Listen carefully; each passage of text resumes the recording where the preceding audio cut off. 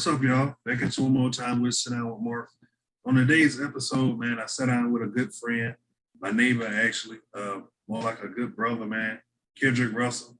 He's discussed being a Panther fan, discussed his music and overall what he's done with that.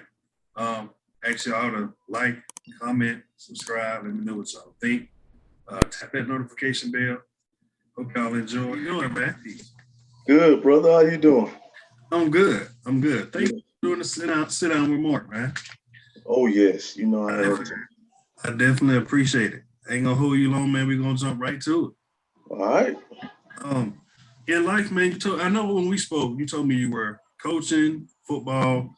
Um, I know you're a family man. In life, you learn by watching people. Who did you learn from, and what skills did you take with you to make you a successful coach? Well, it just depends on how you put it, I guess. From a sports aspect, I could say Coach Wayne Jones, uh, Roland McClain, James McClain, Tim Davis. Tim Davis was actually my little league coach. Um, and then I end up later on in the years uh, become part of his coaching staff for High Point Parks and Rec with the Allen J Vikings. With him, he taught me a lot.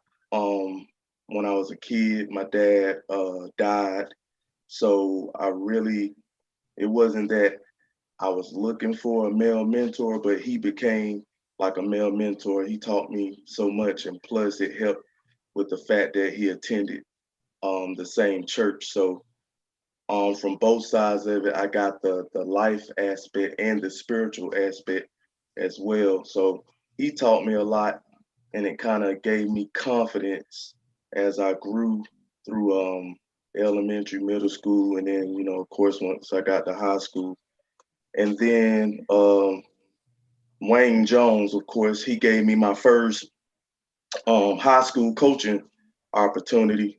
Um, I will forever be grateful to him for that because that kind of opened the door for me to learn a lot how teams are ran, just the ins and outs of high school life as far as mentoring kids, coaching kids, and keeping them in line. And then, of course, James McClain.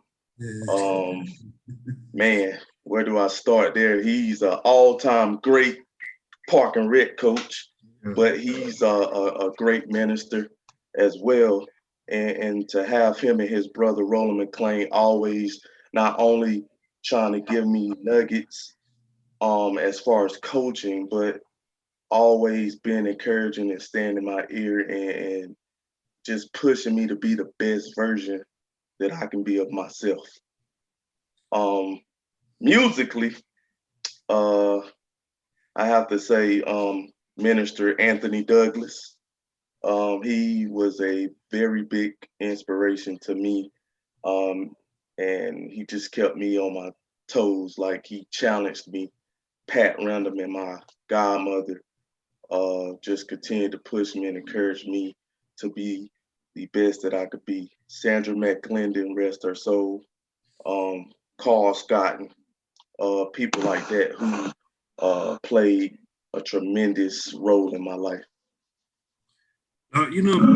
Has its challenges.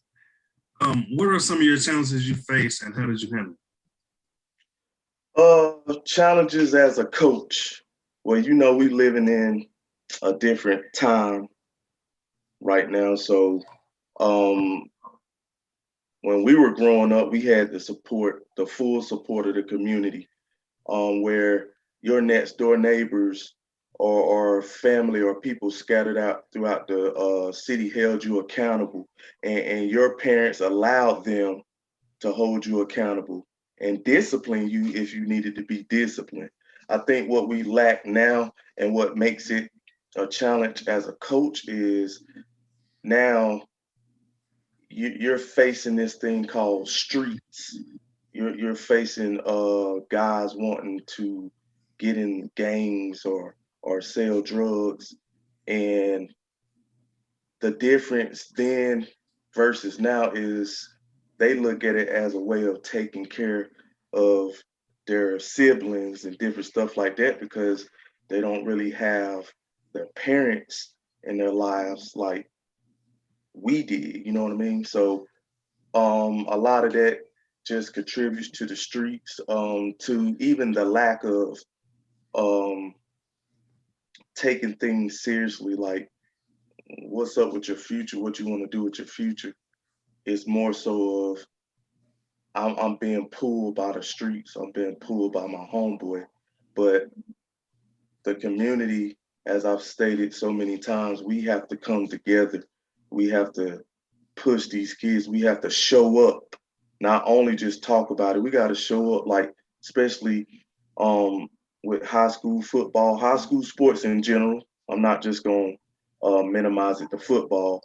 Um, if they see the support of the community in those stands, filling those stands out each and every game, that will change the mindset of that child.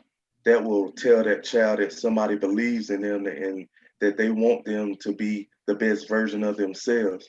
But if they show up and it's half empty, it's almost like I got an option. Oh yeah, I'm gonna play sports, but I'm gonna go sell dope or I'm gonna run with this game. You know what I mean? Right. Support matters. Oh yeah. I know you are a avid Panther fan, man. And it has been a while since you made a playoff run. Um, Cam Newton did return this year, but of course it was already done for your season wise. Man, just speak on the overall state of your Panthers and where you think you're headed in 2022. Ooh. For the first time in my life, normally I will get real frustrated, real animated, emotional, but it's like gotten to the point where it's like I can't even spaz out. I can't get really upset like I normally would because it's this type of feeling like just I rather watch somebody else play. And you shouldn't ever get to that point as a fan, but I think the issue within the Carolina Panther organization is that it's too many Chiefs and not enough Indians. And when I say that, yes, Dave Tepper gave Matt Rule some control of this football team when it comes to bringing in players, and it seemed like he handpicked mostly everybody from the University of Temple and the University of Baylor. And then he thought that his management and his ideas would translate over to the NFL. This is a grown man's league. Like some men, you can't mismanage. You can't treat them like babies. They want you to treat them with respect. And I think a lot of it has to do with having the respect of players and then making adjustments. We haven't made any type of great adjustments during football games. We have too much talent. And I think that's where it puts me at a standstill because I'm like, we have the talent to compete for a Super Bowl or to be in the playoffs every year, but we need the right leadership.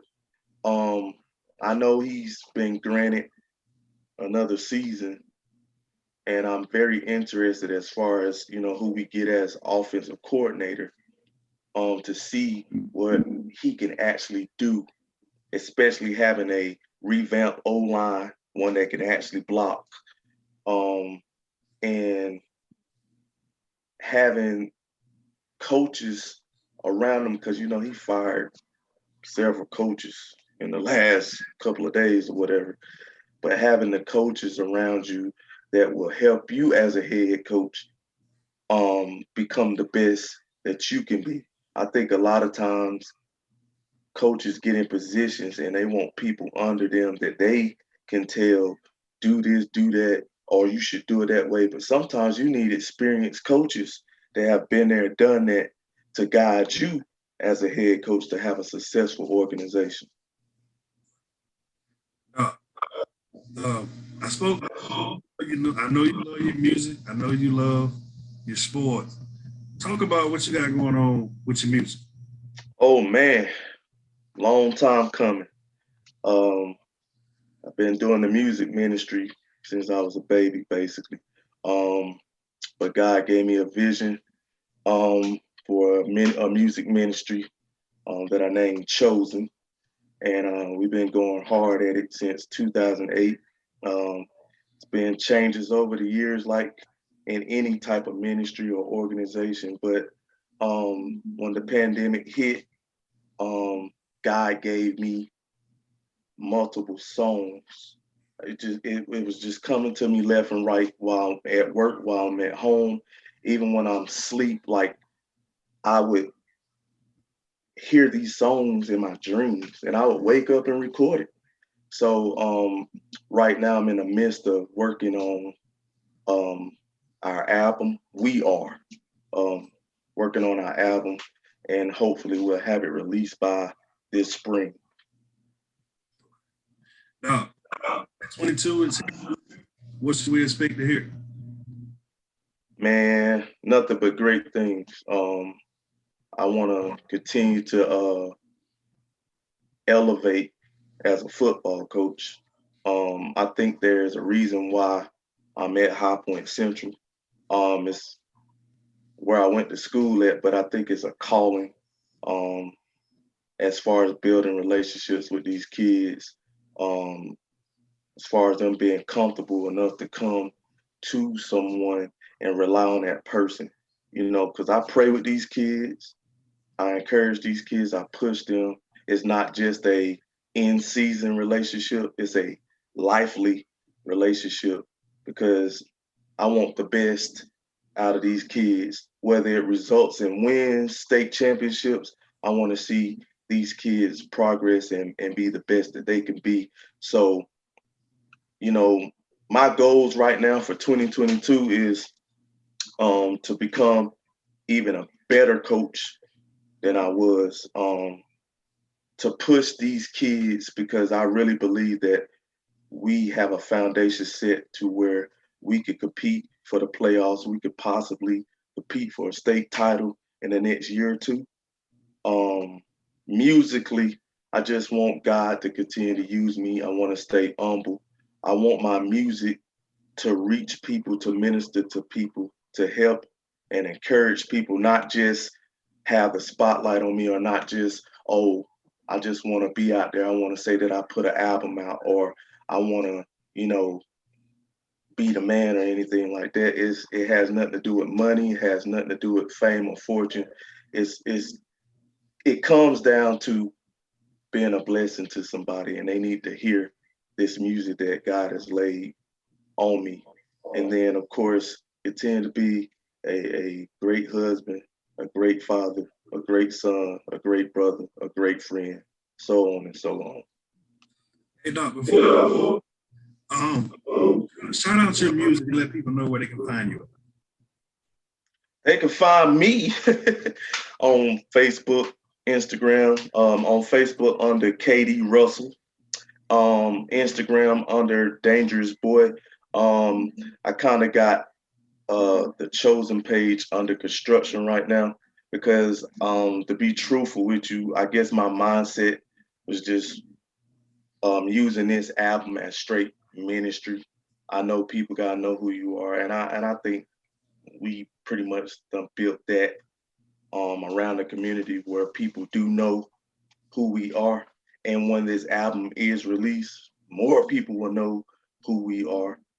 But you know, as far as that goes, it comes down to just wanting to be a blessing and helping somebody's life change, encouraging somebody to make a turnaround in their life or uplifting somebody.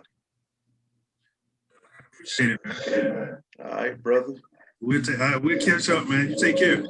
All right, my brother. All right, man. All right.